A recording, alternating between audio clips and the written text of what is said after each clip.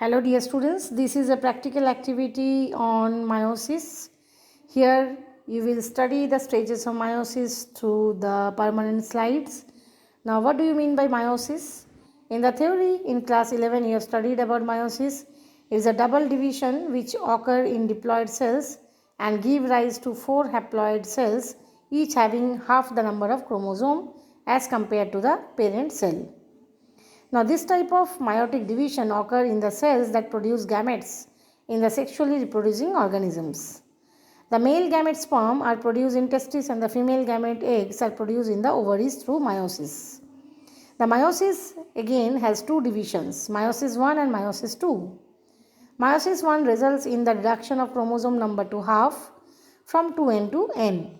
Hence it is known as reductional division. And meiosis 2 maintains the same number of chromosomes, hence it is called equational division.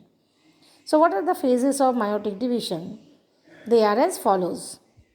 The meiosis 1 again divided into various phases. They are the prophase 1, metaphase 1, anaphase 1 and telophase 1.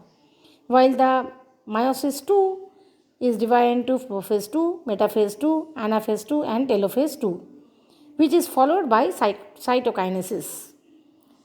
Now, the meiosis 1 is further divided into the various substages. The 5 substages of the prophase 1 are leptotin, zygotin, pachytin, diplotin and diagnesis. So, in this practical activity, you will study about the various phases of the meiosis. So, let's see what are the changes that takes place during the cell division in the chromosome that we are going to study here. Identify the character along with the slides that are shown to you. So first stage is leptotin.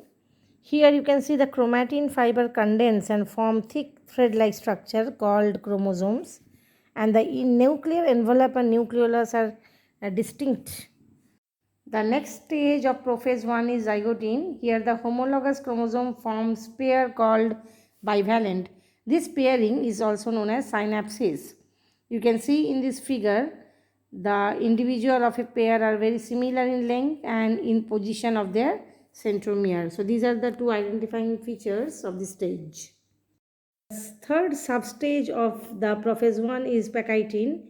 Here the two chromatids of each chromosome become visible so that a bivalent becomes a tetrad.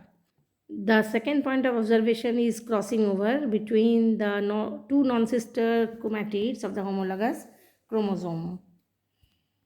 The fourth substage of the prophase 1 is diplotin. In this stage, the two chromosomes of each bivalent move away and the homologous are held together at one or more points, which is known as chiasmata. In this figure, you can see the chiasmata very well. Students, the last stage is diagnesis. Now, in this slide, you see the resolution is not that good. So, I cannot show you the exact figure here. I am showing you one of the sketch figure. So, what are the features of this stage? Let me tell you. In this stage, there are two identifying characteristics. The first is the homologous chromosomes appear thick and ring shaped, and secondly the nucleolus and the nuclear envelope disappear and the spindle begin to be formed. These are the two features. The next stage is metaphase 1. In this stage the bivalent homologous chromosome arrange themselves at the equator of the spindle and the spindle get attached to the centromere of the chromosome. So here you can see the exact features through this image under high resolution that is shown. Next stage is anaphase 1. In this stage the two chromosomes of each bivalent move to the opposite pole and each pole has half the number of chromosomes with two chromatids each. The final stage of meiosis 1 is telophase 1.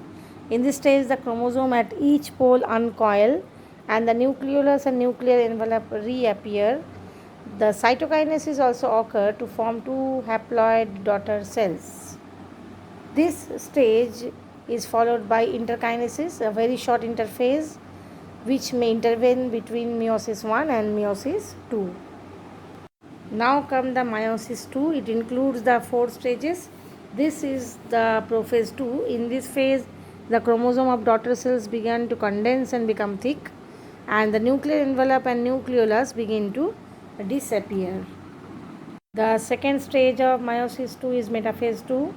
In this stage, the chromosomes are arranged on the equator of the spindle, and each chromosome is held by the spindle at the centromere of both the poles. Next is the third stage, that is the anaphase 2. The sister chromatids in this phase of each chromosome separate and migrate towards the opposite pole. In this stage, each pole thus receives the haploid number of chromosome.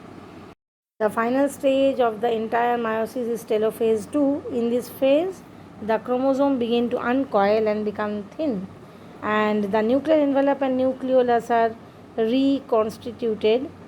After this stage, the cytokinesis also occur here, and 4 daughter cells are formed with each haploid number of chromosomes. So my dear students, it was the activity based on meiosis that you have to study through permanent slide. So after seeing these stages, you have to copy down in your notebook and understand the stages.